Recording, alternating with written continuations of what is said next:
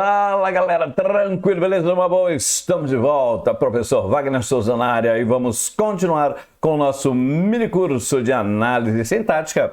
E agora para falar com vocês acerca de outras funções que aparecem por aí. Não sei se você percebeu, mas a gente está fazendo uma excursão de maneira sistemática, de maneira organizada, de sorte que você veja o que é prioritário primeiro, para depois verificar aquilo que é secundário. Por isso que a gente começou falando sobre o sujeito e o predicado, chamamos atenção para os tipos de sujeito. Em seguida, dentro do predicado, falamos sobre a relação do verbo com seu complemento. Isso é a base da frase, sujeito, verbo e complemento. Em seguida, quando você adentra as estruturas sintáticas, quando você adentra a estrutura de um sujeito, por exemplo, você identifica o nome núcleo desse sujeito e as estruturas que ficam em torno desse nome núcleo costumam ser adjuntos adnominais. Mas, conforme vimos, quando são locuções adjetivas, locuções preposicionadas, podem se confundir adjuntos adnominais e complementos nominais. Por isso, a gente teve um vídeo só para falar sobre isso.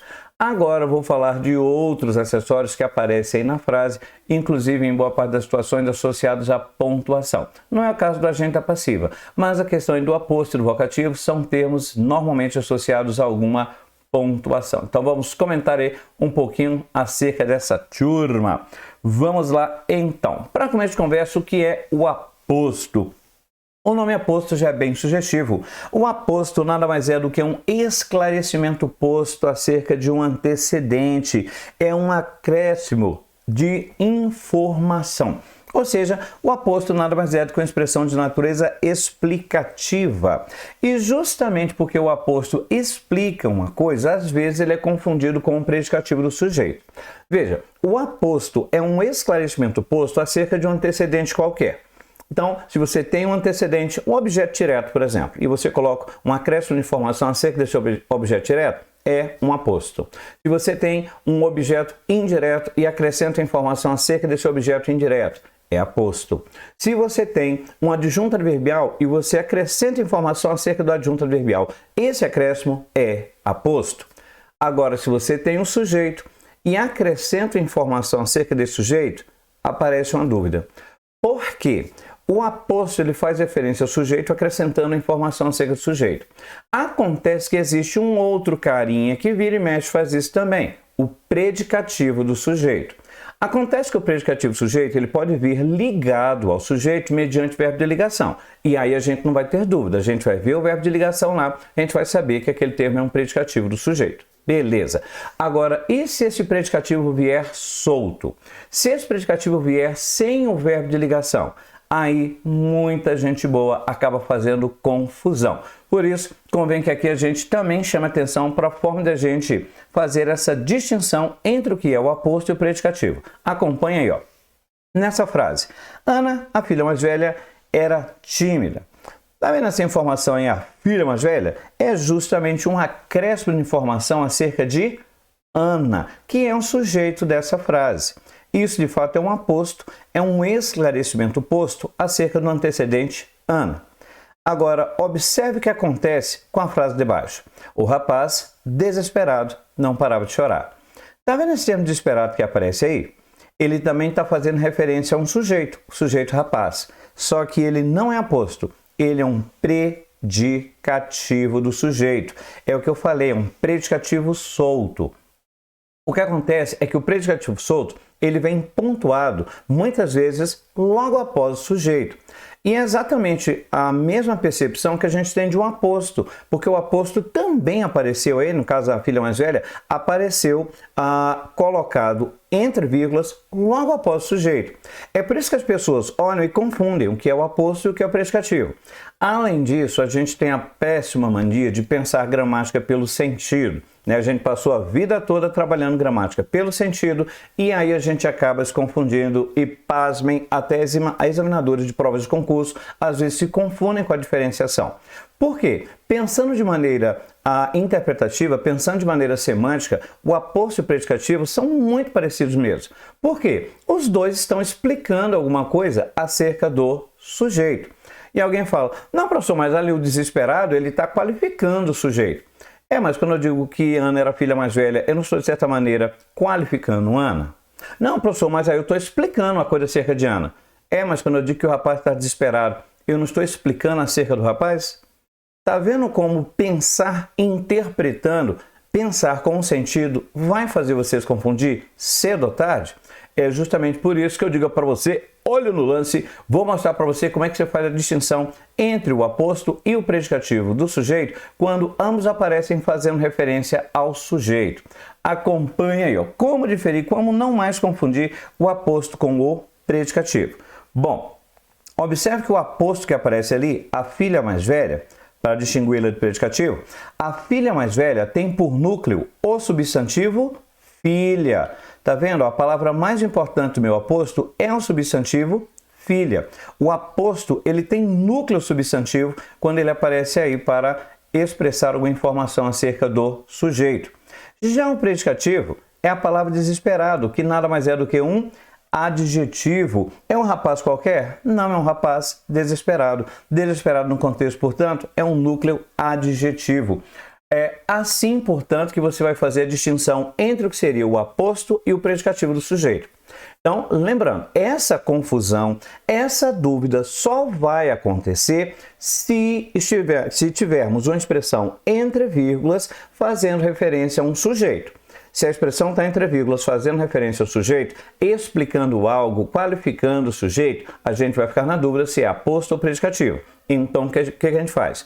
Aquela expressão entre vírgulas que está explicando algo acerca do sujeito tem núcleo substantivo, então o que você tem ali é um aposto. Por outro lado, se aquela expressão entre vírgulas que está fazendo a observação ou qualificação do sujeito, se aquela estrutura entre vírgulas tem núcleo adjetivo, o que você tem é um predicativo.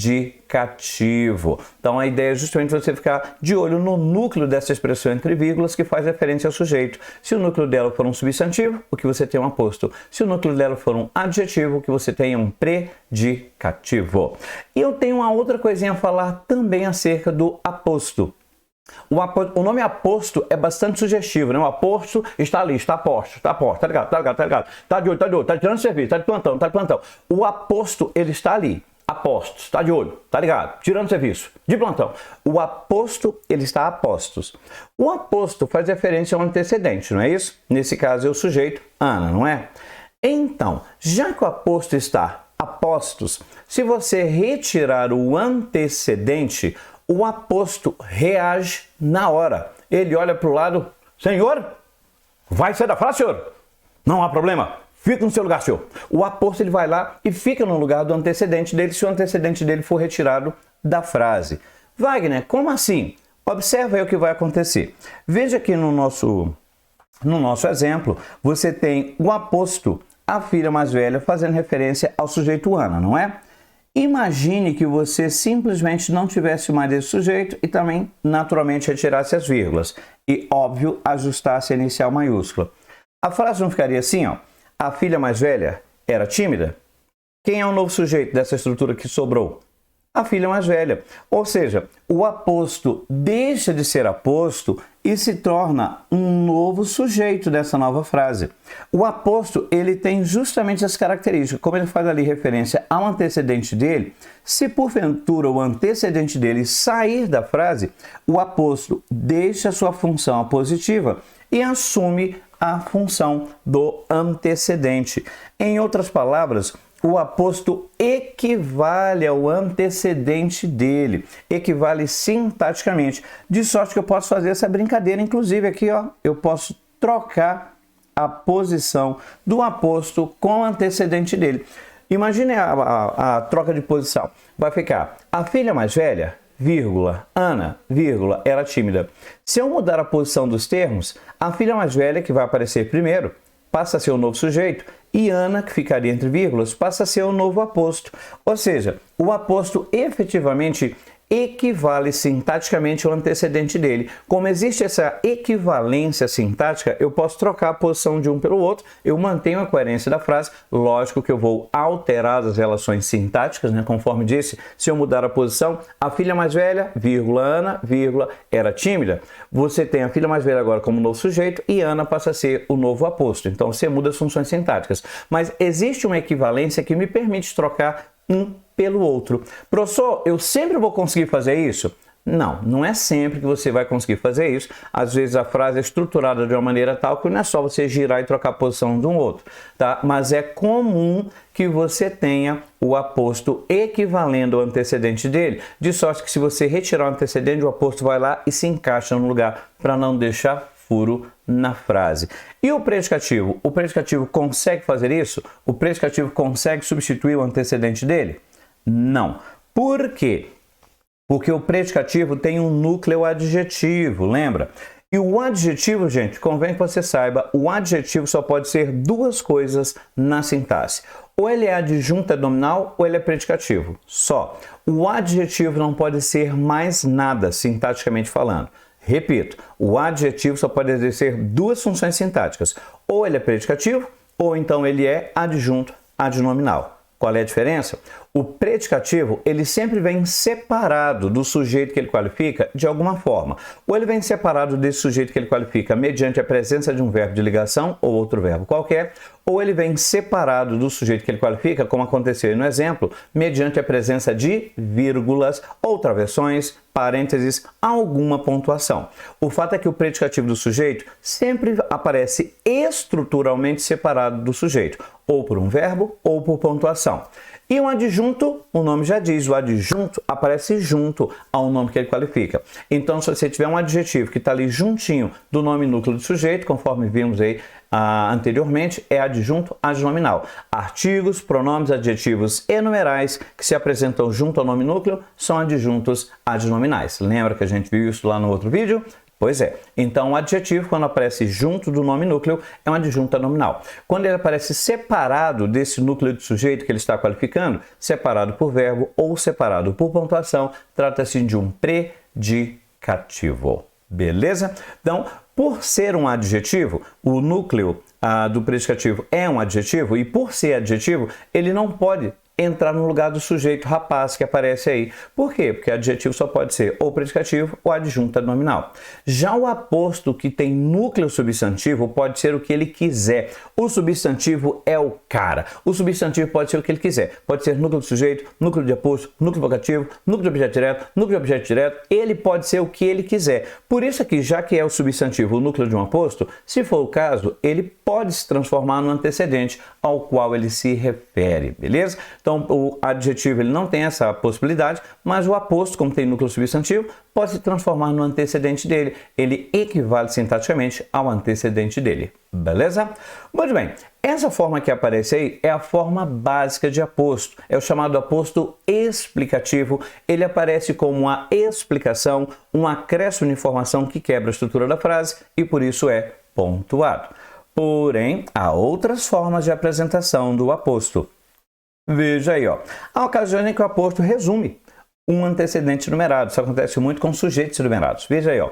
As roupas, os móveis, as joias, tudo foi levado. Se a gente for conversar ali com um verbo, nesse caso uma locução verbal em voz passiva, veja aí, foi levado, flexão do verbo ser seguido de particípio, isso é voz passiva. Quando eu converso com essa locução verbal passiva e pergunto quem é o sujeito, quem ou o que foi levado? O que vem como resposta é isso daqui, ó. As roupas, os móveis, as joias. Isso é que foi levado. Portanto, é o sujeito. Observe, no entanto, que aparece no meio do caminho a palavra tudo. Essa palavra tudo está justamente resumindo o antecedente. Equivale ao antecedente está resumindo. Ora, se você tem um termo que equivale a um antecedente, isso é coisa de aposto. Mas como esse aposto é usado para resumir a informação da enumeração do sujeito, ele é chamado de aposto resumitivo. E para alguém que está pensando, ah, meu Deus, é muito nomenclatura, minha cabeça. Calma, calma. não fique assim tão paranoico com a nomenclatura. Naturalmente, com os exercícios, a nomenclatura ela vai se sedimentando. Além disso, a maioria dos órgãos examinadores não fica assim tão preocupada com as subclassificações do aposto. Só de você saber que é um aposto e não o sujeito, já está de excelente tamanho, tá? Então, não fique assim tão paranoico com a nomenclatura. É apenas para que você saiba que o aposto tem várias formas de apresentação. Nesse cano anterior, ele era uma explicação que quebrou a frase, por isso apareceu entre vírgulas. Neste caso, é um resumo de um sujeito enumerado. Então, ele tem outras formas de apresentação também. Às vezes, o aposto pode ser uma enumeração em si, uma explicação na forma de enumeração, como aparece nesse próximo exemplo, ó. Veja que, ó, tá vendo que eu estou brincando com a frase? Eu já mudei a posição aí, ó. Tudo foi levado, as roupas, os móveis, as joias. Nessa nova frase, quando eu pergunto para o verbo quem é um sujeito, quem é o que foi levado, tudo funciona como sujeito. Então, nessa nova construção, a palavra tudo, aqui você tem a estrutura verbal em voz passiva, e a palavra tudo está atuando como sujeito. Só que aí vem a curiosidade. Tudo foi levado, mas tudo o quê? Quando a gente coloca as roupas, os móveis e as joias, isso passou agora a ser o esclarecimento posto acerca desse antecedente tudo. Isso é o aposto. Na forma de enumeração, é um aposto enumerativo. Eu sei que alguém está pensando, professor, eu não estou entendendo, professor. Tá confuso, professor. Professor, não é a mesma coisa que eu estou falando? Tanto na primeira frase quanto na segunda frase, eu não estou falando que levaram tudo e não estou dizendo que foram as roupas, os móveis e as joias. Por que as roupas, os móveis e as joias não é sujeito também na segunda? Ou então, por que o tudo não é sujeito na primeira? Porque a pessoa não está entendendo, eu não estou entendendo. Calma. Qual é o nosso grande problema? A gente pensa a gramática com o sentido, com a interpretação. Não importa o que você está entendendo, importa como foi escrita a frase. Você faz análise sintática. No grego, sintaxe significa construção. Análise sintática é a análise da construção. Então, importa como a frase foi construída. Se você percebe que a frase traz, como no primeiro exemplo, você tem uma enumeração e um termo resumindo aquela enumeração, esse termo que está resumindo é um aposto resumitivo. E ele normalmente se apresenta assim, na forma de, muito frequentemente, um pronome indefinido que aparece depois de uma enumeração. Dinheiro, fama, poder. Nada o contentava. Essa palavra nada, que está resumindo dinheiro, fama e poder, isso aí é um aposto resumitivo. Pedro, João, Marina, ninguém veio. Pedro, João, Marina é o sujeito. Ninguém, que resume, é o aposto resumitivo. Por quê? Porque eu apresentei a construção nessa sequência. Agora, se eu mudar a construção e utilizar daquela forma lá de baixo, veja que primeiro a palavra tudo vai ter preferência de funcionar como sujeito. Então, quando eu pergunto quem ou o que foi levado, tudo foi levado. Veja que a frase agora fica perfeita quando eu falo tudo foi levado, tudo de fato é um sujeito perfeito para foi levado. E agora, como eu já coloquei o sujeito, a informação que vem ao final, que é o esclarecimento, passa a ser o aposto. Então, não é a informação em si, não é o sentido, é a forma de construir. A prioridade, em regra, é do sujeito. Por isso que na primeira eu identifico as roupas, os móveis e as joias como sujeito, porque a prioridade é do sujeito. E aí, para a palavra tudo, fica o papel de acessório, o aposto. Da mesma forma, na segunda, tudo foi levado, tudo apareceu primeiro, primeira prioridade é de sujeito, então tudo será sujeito. E aí o que vem depois, o secundário, é acessório, é o aposto, as roupas, os móveis, as joias. Então, repito, não é o que você está entendendo, é como a frase foi escrita que determina como você vai trabalhar com ela. Pense sempre de maneira fria, sistemática e estrutural. A gramática é estrutura. Muito bem, esses são os exemplos do nosso querido aposto. Veja que o aposto, ele também, quando ele vem ao final na forma de enumeração, ele acaba sendo introduzido aí mediante a utilização de dois pontos, né? É comum, essa minha canetinha vira e mexe me engana. Canetinha. Vamos lá, então, veja que ele aqui está introduzido por dois pontos, mas se você quiser, você poderia colocar também um travessão, tá? Quando você tem essas explicações ou esclarecimentos ao final da frase, você introduz costumeiramente utilizando dois pontos, mas o travessão também é bem-vindo nesse caso. Wagner, eu posso colocar vírgula aí no lugar de dois pontos? Não, eu sugiro não colocar. Por quê? Se você colocar uma vírgula aqui, você vai acabar gerando uma confusão, porque você já tem vírgulas dentro da numeração.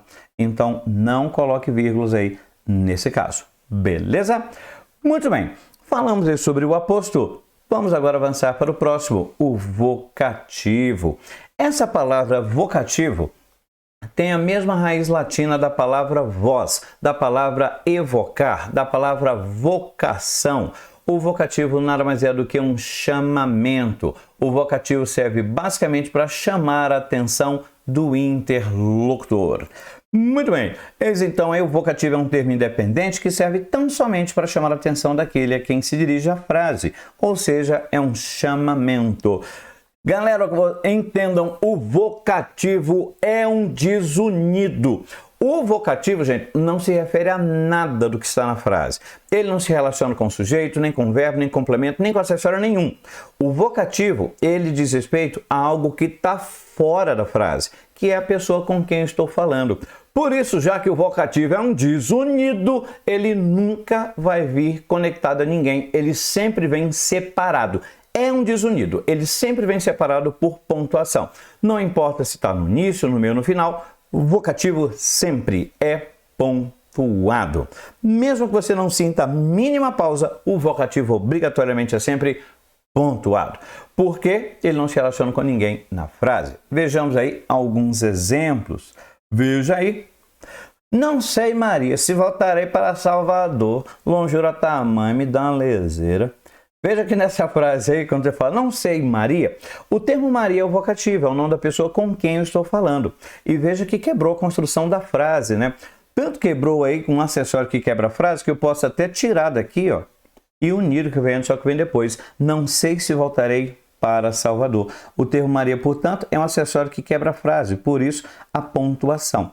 Aliás, o princípio universal de pontuação é justamente a quebra. Sempre que você insere uma peça acessória na frase e essa peça acessória quebra a frase, recebe pontuação. É o caso do aposto, né? Quando você insere no meio da frase, ele quebra a frase, vem entre vírgulas. É o caso do vocativo, você insere no meio da frase, quebrou a estrutura da frase, vem entre vírgulas. Se for um predicativo solto inserido no meio da frase, também vai quebrar a frase, vai vir entre vírgulas. E os adjuntos adverbiais longos, a partir de 3 palavras, inseriu no meio da frase, quebra a frase, então também vai vir entre vírgulas.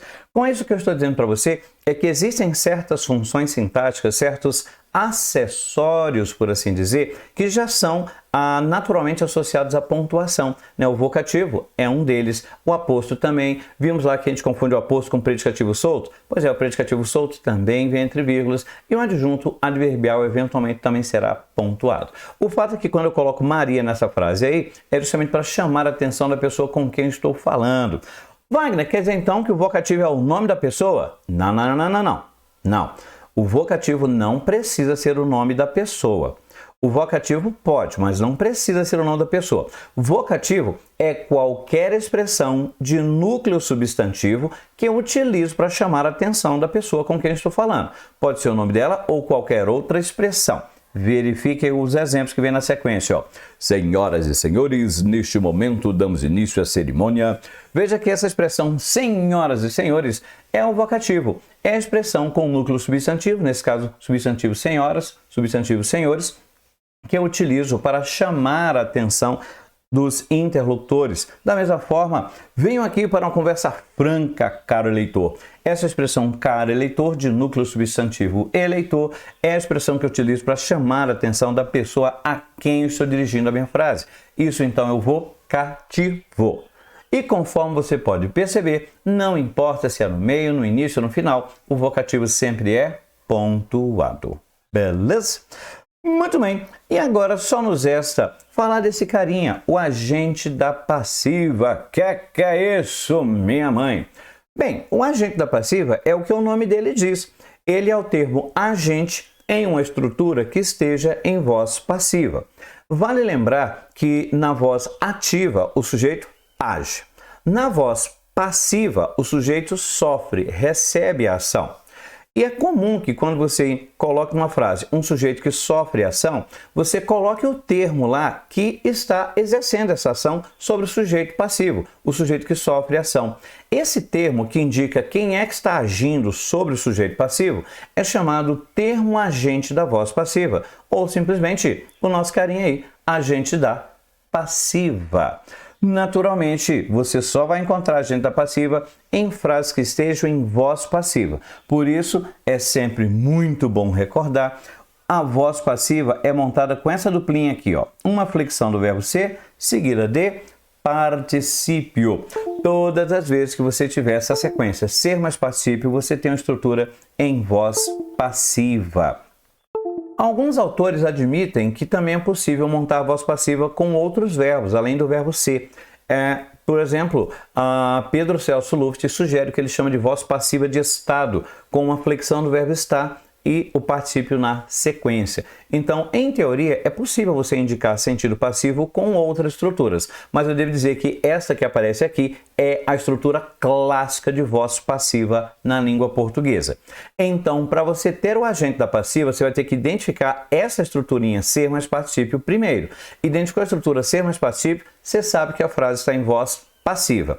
Em você sabendo que a frase tem voz passiva, você pode procurar o agente da passiva. E o agente da passiva, com alguma frequência, se entrega pelo fato de ele começar ou com a preposição por, ou então com as contrações pelos, pela, pelo, pela, pelos e pelas.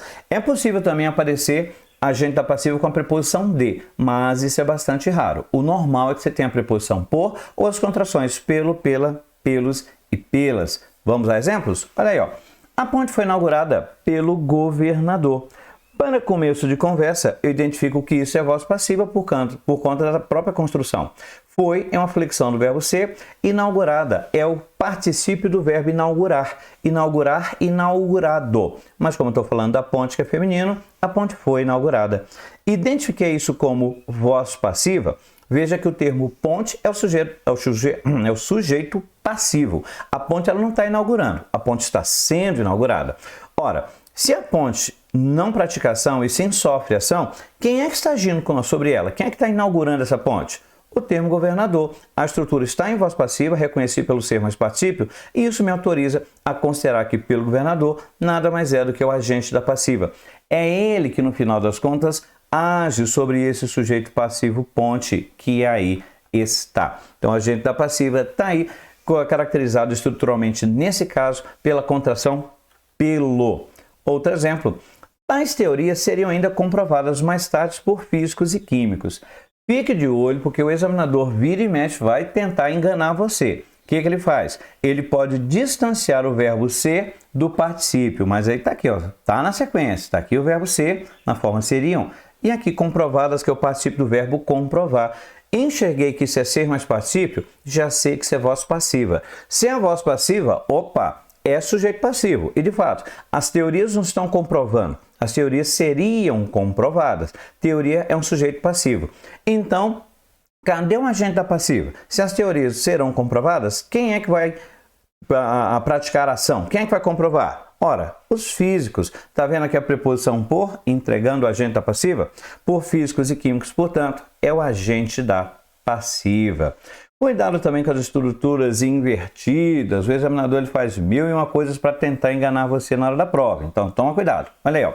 Pelas dúvidas sobre o futuro, ele ainda era incessantemente consumido. Está vendo aqui, ó? Era, flexão do verbo ser, consumido, particípio do verbo consumir. Galera, ser mais particípio, isso é voz passiva. Isso me autoriza, então, buscar o agente da passiva.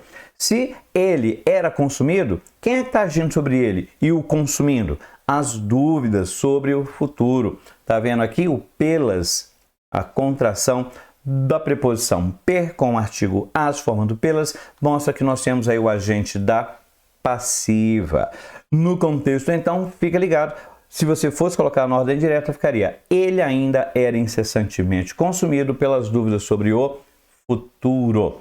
Eles estão, o agente da passiva, ele vai aparecer somente em situações nas quais você tem voz passiva, ou seja, uma flexão do verbo ser, seguida de particípio. Então, fica de olho, como sempre, na estrutura.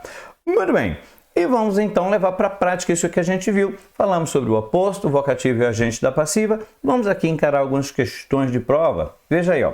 O trecho, herdeiro e defensor das postulações do iluminismo, exerce na oração a função sintática de vocativo. Será? Eis o trecho. Marx, herdeiro e defensor das postulações do iluminismo, indagou se as relações de produção e as forças produtivas do capitalismo permitiriam, de fato, a realização da liberdade, da igualdade e da fraternidade. E o item está dizendo que esse trecho, herdeiro e defensor das postulações do iluminismo, é um vocativo. É isso mesmo? Se for o caso, dê pausa e verifique. Então, temos aí um vocativo?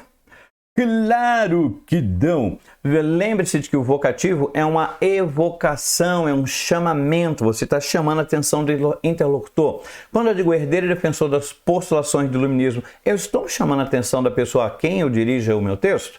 Não, na verdade, eu estou dizendo que Marx é o herdeiro e defensor das postulações do iluminismo. Portanto, essa informação é um acréscimo de informação acerca de quem seja Marx. Isso quer dizer, então, que isso aí, já que é um acréscimo de informação, é um esclarecimento posto acerca de Marx. Isso é um aposto não vocativo. Portanto, o item está errado.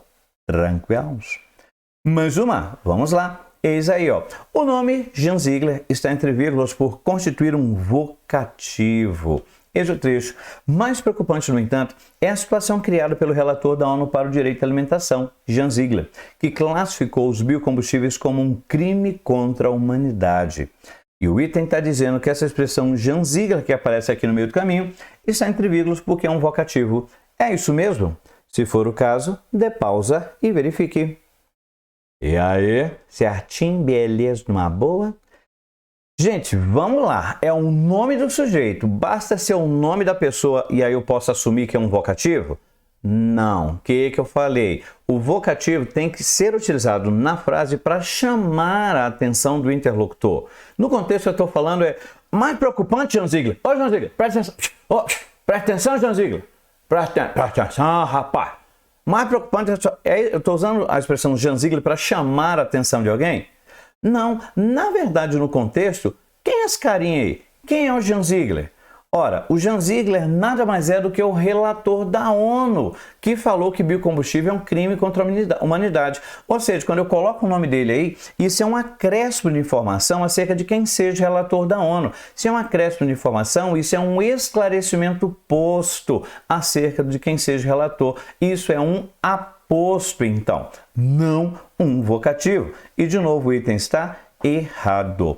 A moral da história é, não basta ser o nome da pessoa para ser vocativo.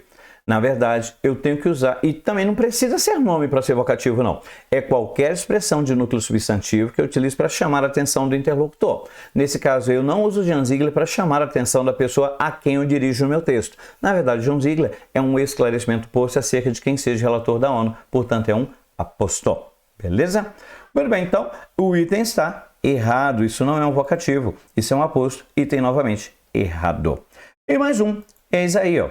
No trecho, a culpa foi jogada pelos alemães em gregos, portugueses e espanhóis. A expressão pelos alemães designa o agente da ação expressa pela locução verbal foi jogada. É isso mesmo?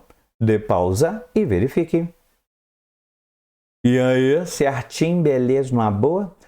Ora, se o item está falando que essa expressão aí diz respeito ao agente da ação expressa pela locução foi jogada, o que você está enxergando nesse foi jogada aí? Foi, flexão do verbo ser, jogada é o particípio do verbo jogar. Opa! Então isso é voz passiva. De fato, quando eu coloco aqui foi jogada, isso é uma flexão do verbo ser, mas o particípio do verbo jogar. Já sei que isso é voz passiva. Epa, se isso é voz passiva, então eu tenho um agente da passiva. E quem é o agente da passiva? É justamente o agente dessa ação expressa pela locução foi jogada. Por quê? O sujeito passivo culpa não pratica ação, sofre ação. Então, quem é que age? Quem é que age sobre o sujeito passivo? É o agente da passiva, que é justamente pelos alemães. Já que pelos alemães é o agente da passiva, é o agente da ação que é direcionada para o sujeito passivo, culpa. Ou seja, sendo ele o agente da passiva, o item está certinho. Beleza? Muito bem. E com isso, chegamos ao fim de mais um vídeo. Eu espero que até agora você tenha entendido bem como é que você deve proceder à sua análise da frase. Então comece vendo a estrutura por fora, sujeito, verbo, complemento, e depois você vai adentrando e vendo a estrutura dos acessórios que aparecem por dentro. Ficamos por cá nesse vídeo, mas no próximo vídeo eu vou trazer os resuminhos e também vou apresentar para você alguns exemplos de análise, caso você precise fazer uma análise mais minuciosa. Então, vejo você no próximo vídeo.